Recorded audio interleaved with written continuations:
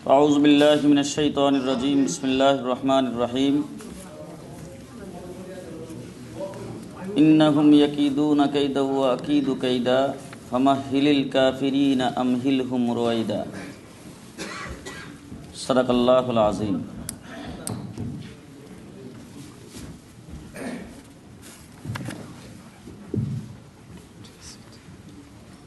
বন্ধুবর সভাপতি,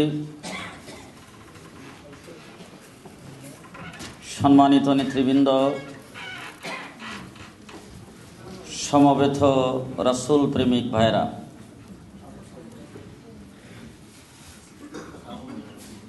আলোচনা আপনারা শুনেছেন। আলোচনা অনেক হয়েছে। আমি সর্বশেষ আপনাদের সামনে দু চারটি কথা বলার জন্য দাঁড়িয়েছি। আমাদের মাননীয় প্রধানমন্ত্রী 4 সিটিতে নির্বাচনে হারার পরে আমার মনে হচ্ছে ওনার পাবনা মেন্টাল হাসপাতালে ভর্তি করা দরকার ছিল।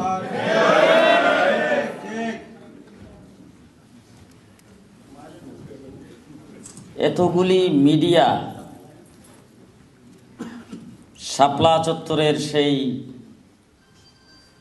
বর্বরোচিত আক্রমণ, গণহত্যার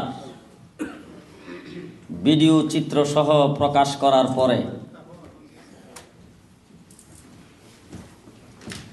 উনি কি করে সংসদের মতো একটি জায়গায় দাঁড়ায়া একজন প্রধানমন্ত্রী হিসাবে, সংসদ নেতা হিসাবে এই কথা বলতে পারলেন যে কোনো প্রকার হত্যাযোগ্য কোনো কাজ করা হয়নি।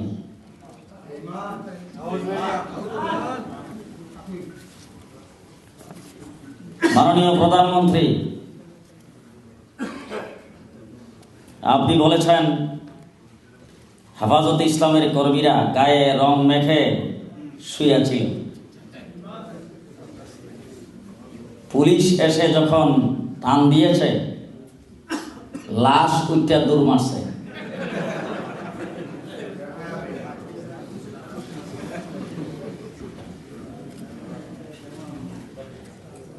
মাননীয় প্রধানমন্ত্রী, আপনার এই কথার দ্বারা যেটা বোঝা গেছে সেটা হলো যে আপনার ব্রেন ঠিক নাই, আপনি পাগল হয়ে গেছেন। আপনাকে পদত্যাগ করা উচিত। আপনি বলেছেন অভিভাবকদের পক্ষ থেকে যদি এত মানুষ হত্যা হয়ে থাকে, অভিভাবকদের পক্ষ থেকে কোনো অভিযোগ আসলো না কেন? রানা প্লাজায় যারা হত্যা হয়েছে, যারা নিহত হয়েছে, তাদের ছবি সহকারে তাদের নাম লিখে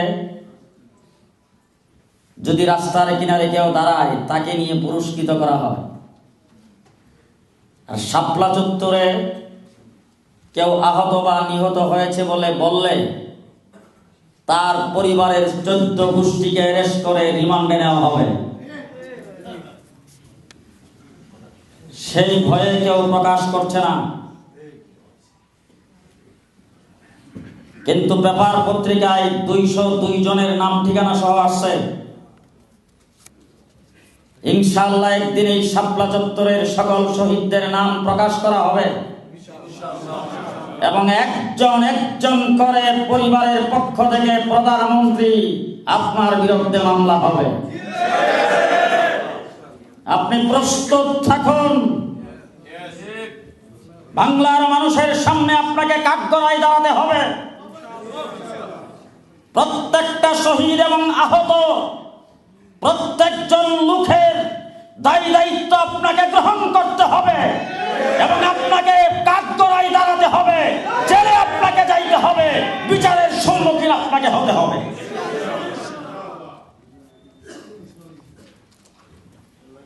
বাংলাদেশের বঙ্গবীর কাদের সিদ্দিকী তিনি বলছেন, বর্তমান স্বরাষ্ট্রমন্ত্রী উনি রাজাকার। যদি ওনাকে গ্রেফতার করা হয় তাইলে উনি হবেন তার প্রধান সাক্ষী। এই জন্য আমি কিছু বলতে চাই না। আরেকজন সাবেক সরকারের মন্ত্রী, আমি নাম বলবো না এখন, উনি বলছেন বর্তমান সরকারে 13 জন নাস্তিক, 5 জন পাগল। বরিশালে একটা কথা আছে, এক পাগল যদি নৌকায় উঠে তাইলে সেই নৌকা ডুবে, 2 পাগল লঞ্চে উঠলে সেই লঞ্চ ডুবে, 3 পাগল যদি স্টিমারে উঠে স্টিমারও ডুবে। বর্তমান সরকারের ক্যাবিনেটে 5 পাগল। আমি এরপর আপনাদের সামনে আর বক্তৃতা করে কিছু বলতে চাই না। এবার আপনারা নিজেরাই বুঝেন এই সরকারের ক্যাবিনেটের নৌকা কোথায় যাবে। এরই মধ্যে এক পাগল হলেন সেই লতিফ সিদ্দিকী। কিছুদিন আগে তিনি সংসদে দাঁড়ায় এই বক্তৃতায় বলেছিলেন, ধর্মের নিশা আর মদ গাঁজার নিশা সমান।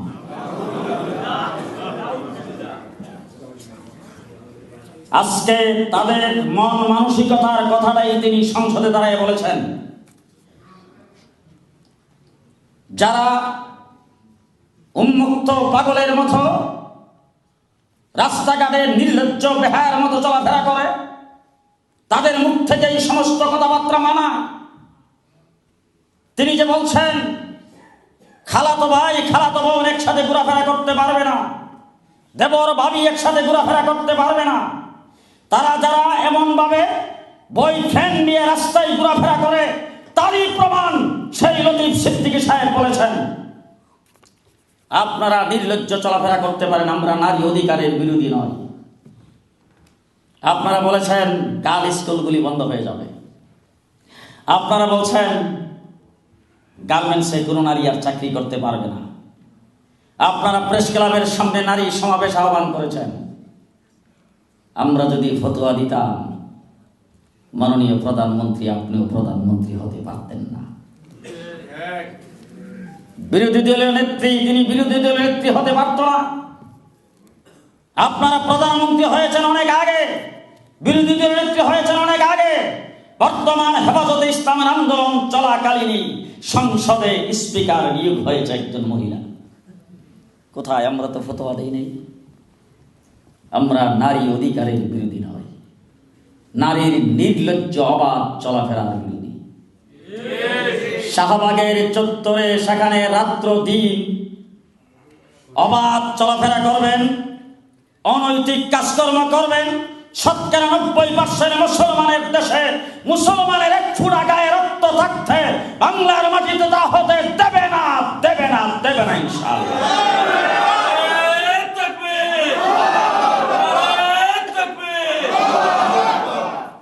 সংসদের উপনেতা সাজেদা চৌধুরী কিছুদিন আগে বলেছিলেন বাংলাদেশে ধর্মের কালো ছায়াও রাখা হবে না। এখন বলছেন ধর্মীয় রাজনীতি কাউকে করতে দেওয়া হবে না। সাজেদা চৌধুরী, আপনি যেদিন ওই কথা বলেছিলেন এর পরের দিনে আমি আপনার জবাব দিয়েছিলাম যে সর্বপ্রথম এই জমিনের উপরে স্লোগান দিয়েছিল ফেরাউন, ধর্মের কালো ছায়াও রাখা হবে না। সর্বপ্রথম স্লোগান দিয়েছিল নমরুদ, নমরুদের পরে স্লোগান দিয়েছিল ফেরাউন, ধর্মের কালো ছায়াও রাখা হবে না। 3 নম্বরে স্লোগান দিয়েছিল মিস্টার আবু জাহেল। 3 জন আছে তো? জি, নমরুদ ধর্মের কালো ছায়াও রাখবে না, হযরত ইব্রাহিম আলাইহিস সালামকে আগুনে নিক্ষেপ করে শেষ করে দিবে। আল্লাহ পাক আগুনের কাছে নোটিশ প্রেরণ করেছেন, ইয়া নারু কুনি বারদাও ওয়া সালামান আলা ইব্রাহিম। হযরত ইব্রাহিম আলাইহিস সালামকে আগুন থেকে রক্ষা করে আল্লাহ বানিয়েছেন খলিল। নমরুদ ইব্রাহিমরে ডাক দিয়া, ইব্রাহিম তোমার আল্লাহ তো আগুন থেকেও তোমার বাঁচাই লইল, এখন আমি ক্যাবিনেটে বসে পরামর্শ করে সিদ্ধান্ত করেছি যুদ্ধ আর তোমার সাথে না, তোমার আল্লাহর লগে। ইব্রাহিম আলাইহিস সালাম কো ঠিক আছে, কোনো অসুবিধা নাই, আপনি যদি আমার আল্লাহর সাথে যুদ্ধ করেন তা আমি তো টেনশন মুক্ত, আমার কোনো টেনশন নাই। এবার ইব্রাহিম আলাইহিস সালাম রে নমরুদে কয়, তোমার আল্লাহর নাম ঠিকানা তো আমার জানা নাই, মোবাইল নাম্বারও নাই, তুমি তোমার আল্লাহরে জিজ্ঞেস করে দিন তারিখটা ঠিক করে ফেলাও। ইব্রাহিম আলাইহিস সালামকে আপনার দিন আপনি ঠিক করে এলেন, আল্লাহ সব সময়ের জন্য প্রস্তুত। দিন তারিখ ঠিক করা হইল, কোন মাঠে যুদ্ধ হইতো। নমরুদ দেখো আমার তো ওই নৌবাহিনীও আছে, এরাও যাতে আসতে পারে এই জন্য কোনো নদীর পারে হইলে ভালো হয়। নদীর পাড়ের মাঠ, 1 মাস টাইম, সকাল 8টার থেকে যুদ্ধ শুরু। ওই মাঠের মধ্যে 1 মাস পর্যন্ত প্রস্তুতি গ্রহণ করে নমরুদের সমস্ত বাহিনী নিয়ে অস্ত্র শস্ত্র সহ সেখানে ফিট করছেন।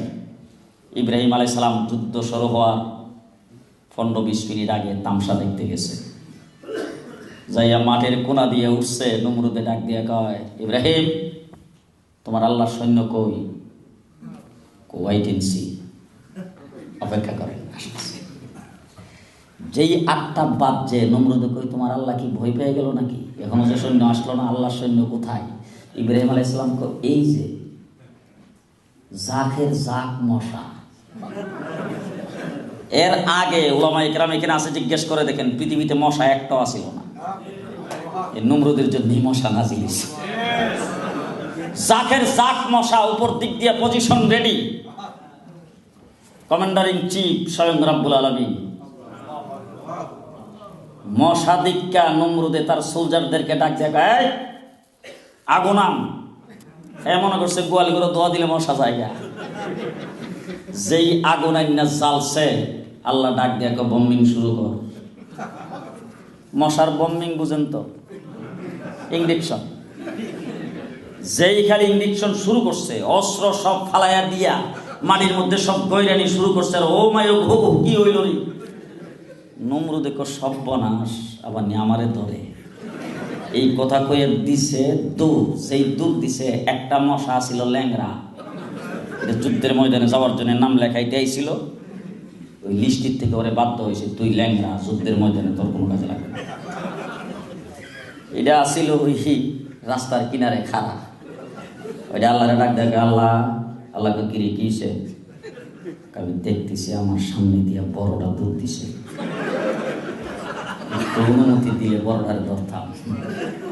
আল্লাহ যা। সেই আল্লাহ অনুমতি দিছে, আর রাস্তার মধ্যে যাই পজিশন লয়ে খারাইছে। নমরুদ দুধ দিছে, আর নাকি দিয়ে দুঃখা কতক্ষণ পর পর খালি যেই কামড়টা দে, নমরুদ ইস। মন্ত্রী পরিষদের লোকজন এসে স্যার কি হয়েছে? কইস না, মাথার ভিতরে জানি কি হয়েছে।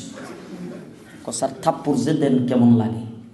কাহা কিছুটা ভালো লাগে। তাইলে স্যার আপনি নিজ হাতে আর কষ্ট করে থাপড়ায় লাভ নাই, একজন লোকরে মাত্র 10,000 টাকা বেতন দিয়েন, ও খালি আপনাদের থাপড়াইব। থাপড়াইবার জন্য লোক ঠিক করছে। এটা আইসা থাপ্পড় দিতে যখন আইসে, হে আইসা কয়, স্যারের মাথায় থাপ্পড় দেখেন, আমার হাতে একটা কিছু দেন, এটা দিয়ে বাড়ি দিবেন। নমরুদের সৈন্য কয়, সাবধান, বাড়ি দিলে মাথা ফাইটা যাবে, আমি ব্যথা পাবো।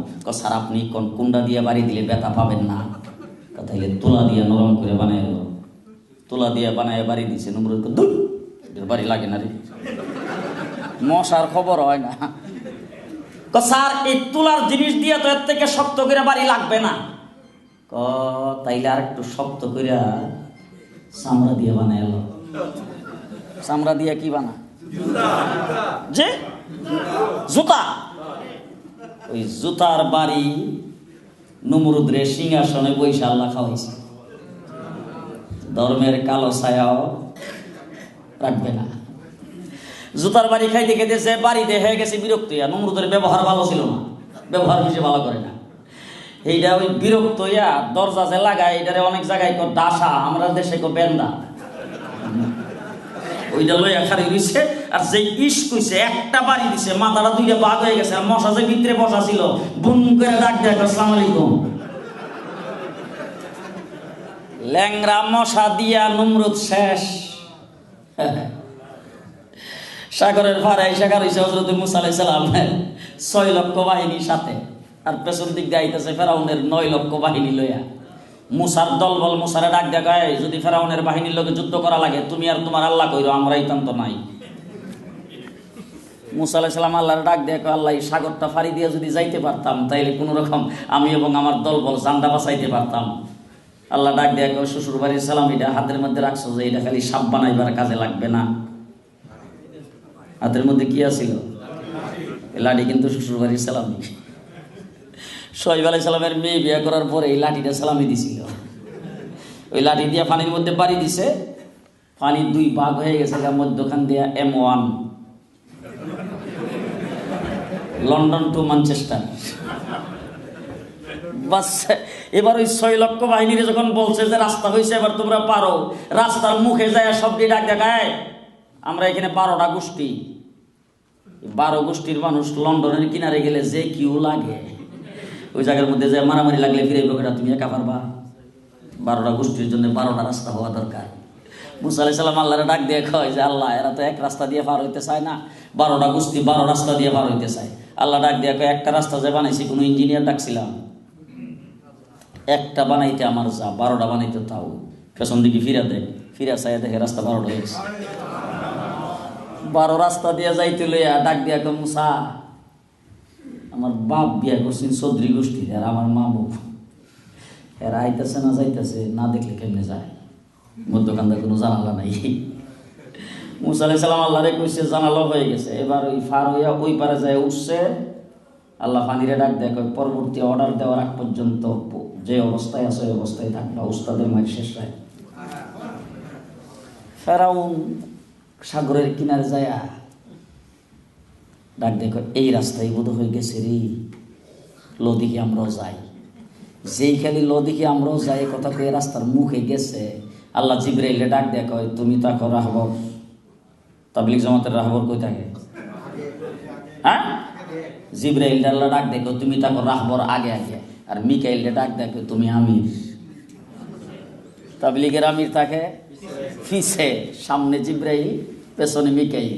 9 লক্ষ বাহিনী যখন পানির মধ্যে ডুবকে সারছে, সামনের দিক দিয়ে জিবরাইল ব্রিগেড দিয়ে খারইছে, আর পেছন দিক দিয়ে মিকাইল খারইছে, একটাও যেমন বাঁচত না পারে। আর আল্লাহ পানিরে ডাক দিয়ে কয় ও আগরাকনা আলা ফিরাউন, ফেরাউন আল্লাহ পাক পানিতে চুবাইয়া মারছে, ধর্মের কালো ছায়াও রাখবে না। আবু জেহেলকে আল্লাহ পাক মাজার মুআব্বিস ছোট ছোট 2টা বাচ্চা 8 আর 10 বছরের 2টা বাচ্চা দিয়া বদরের যুদ্ধে নির্মমভাবে আল্লাহ পাক দুনিয়া থেকে বিদায় করে দিয়েছেন। আওয়ামী লীগ সরকার, সাজেদা চৌধুরী, আপনাকে বলতে চাই বিদায় ঘণ্টা বেজে গেছে 15 তারিখে। 15 তারিখটা ছিল শুভে সাদেক। আমাকে বেশ কয়েকজনে ফোন করে বলছে আপনারা কি শুকরিয়া মাহফিল করেন আর দোয়ার মাহফিল করেন, বিজয়ী হইছে 18 দলের, আপনাদের কি? আর যারা প্রার্থী হয়েছিল, যারা পাশ করছে এরা 18 দলের। কিন্তু আমি অন্তত বাংলাদেশের পুরাটার মধ্যে বিচরণ করি হিসাবে আজকের এখানে দাঁড়ায় এই কথা বলতে পারি, এই 18 দলের যারা প্রার্থী হয়েছিল, যাদের মোকাবেলায় প্রার্থী হয়েছিল, এই জায়গা অবস্থাটা এরকম যে তাদের মোকাবেলা করার মতো প্রার্থী ছিল না। হেফাজতে ইসলামের 5 তারিখের এই তাণ্ডবের কারণে পরিস্থিতি 18 দল না, বিএনপি না, আওয়ামী এনটিকে মানুষ ভোট দিয়েছে। আওয়ামী এনটি বাক্স যেখানে সেখানেই ভোট দিয়েছে। মাননীয় প্রধানমন্ত্রী আগামী দিনের জন্য প্রস্তুত হন। আমরাও সারা দেশকে আহ্বান জানাবো, আওয়ামী লীগের এনটিতে কলা গাছ দাঁড়াইলেও ভোট দিতে হবে, কলা গাছ দাঁড়াইলেও ভোট দিতে হবে। আওয়ামী এনটিতে যারা দাঁড়াবে তারাই জয়যুক্ত হবে। আওয়ামী লীগের নৌকা এবার মহাসাগরের মধ্যে হাবুডুবু খাচ্ছে। এই নৌকাকে আগামী ইলেকশনে ডুবাইয়া দিতে হবে। আপনারা প্রস্তুত? আপনারা প্রস্তুত? মুসলমান আজকে যারা বলে হেফাজতে ইসলাম নাই, হেফাজতে ইসলাম শেষ হয়ে গেছে, হেফাজতে ইসলাম শেষ হয় নাই। কারবালার ময়দানে হযরত হুসাইন 72 জন সৈনিক সহ শেষ হয়ে যাওয়ার পরও ইসলাম জিন্দা হুদা হে, আর কারবালা কি বাত। ইসলাম কারবালার ইতিহাসকে স্মরণ করে ইসলাম জিন্দা হয়েছে। শাপলা চত্বরে ইসলামের ইতিহাসে দ্বিতীয় কারবালা সংগঠিত হয়েছে। সেই ইতিহাসকে স্মরণ করে যুগ যুগ ধরে ইসলাম জিন্দা হবে ইনশাআল্লাহ।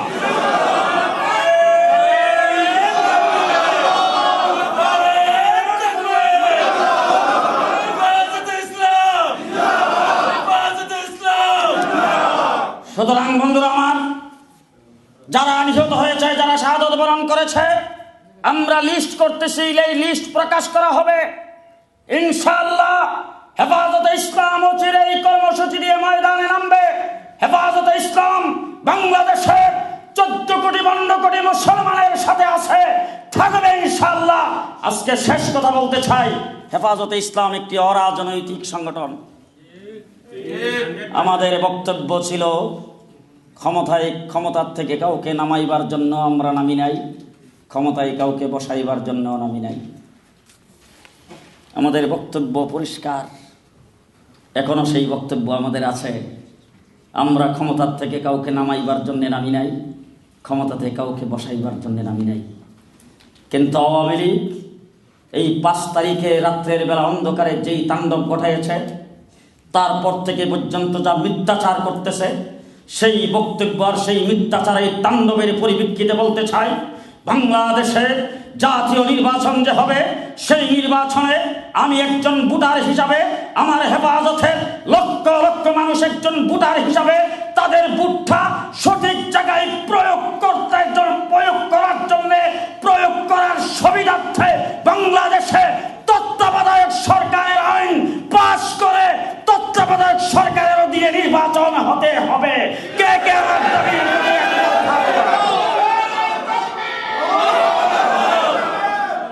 এই দাবি 18 দলে করতেছে, সে 18 দলের দাবি আমি করছি না, আমি একজন নাগরিক হিসাবে করছি। কারণ আওয়ামী লীগ যে মিথ্যাচার করতেছে, রাতের অন্ধকারে তাহাজ্জুদরত জিকিররত মানুষের উপর যেইভাবে আক্রমণ করে, তারপর থেকে যেইভাবে কোরআন নিজেরা কোরআন পুরাইবার কথা বলতেছে, যেইভাবে হেফাজতে ইসলামের আলেম উলামায়ে কেরামকে দোষারোপ করতেছে, আমরা পরিষ্কার ভাষায় বলতে চাই, বর্তমান ক্ষমতাসীন আওয়ামী লীগ বা মহাজোটের কাছে আগামী নির্বাচন গ্রহণযোগ্য হবে না। তাদের কাছে নির্বাচন গ্রহণযোগ্য নয়, নিরাপদ নয়। সুতরাং নিরাপত্তার স্বার্থে তত্ত্বাবধায়ক সরকারের দরকার। এই দাবিটা করাটা কি আমি 18 দল আর জামাত হয়ে গেলাম, বিএনপি হয়ে গেলাম? আমি বিএনপির কথা বলতে চাই না, জামাতের কথা বলতে চাই না। যুদ্ধ অপরাধীর বিচার আপনারা 1000 বার করেন, লাখ বার করেন, আমাদের কোনো আপত্তি নাই। তবে আপত্তিটা এই জায়গায় করতে চাই, যেখানে 30 লক্ষ মানুষ শহীদ হইল, যেখানে 1 সাগর রক্ত বয়ে গেল, যেই জায়গার মধ্যে 2 লক্ষের উপরে মা বোনদের ইজ্জত লুণ্ঠিত হলো। এই 2 লক্ষ মানুষের ইজ্জত লুণ্ঠন করেছেন, 2 লক্ষ মা বোনদের ইজ্জত লুণ্ঠন করেছেন, আর 30 লক্ষ মানুষকে শহীদ করেছেন। এই যুদ্ধ অপরাধীদের তালিকায় শুধুমাত্র 8-9 জন। কথা কন না কেরে? জি, মাননীয় প্রধানমন্ত্রী, আপনার বিআই সাহেব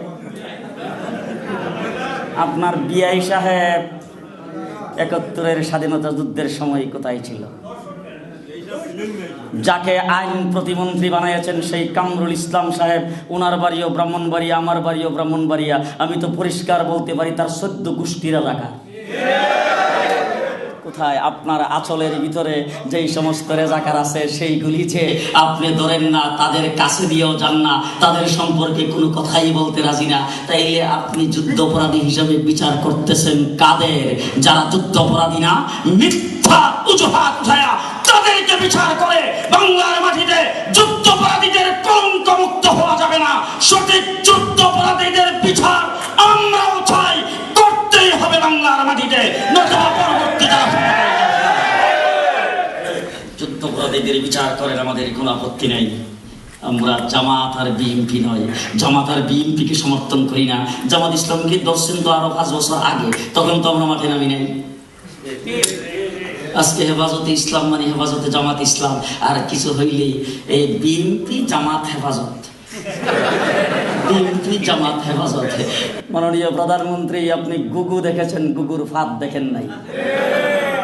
আপনি বাঘ দেখেছেন, বাঘের খুঙ্কার দেখেন নাই। আপনি সাপের সলম দেখেছেন, সাপের ফোনা দেখেন নাই। পরিষ্কার ভাষায় বলে দিচ্ছি, বিএনপি নয়, জামাত নয়, হেফাজতে ইসলাম আবার যেদিন ময়দানে নামবে, খুঁজা পালাইবার পথ খুঁজা পাবেন না, পালাইবার পথ খুঁজা পাবেন।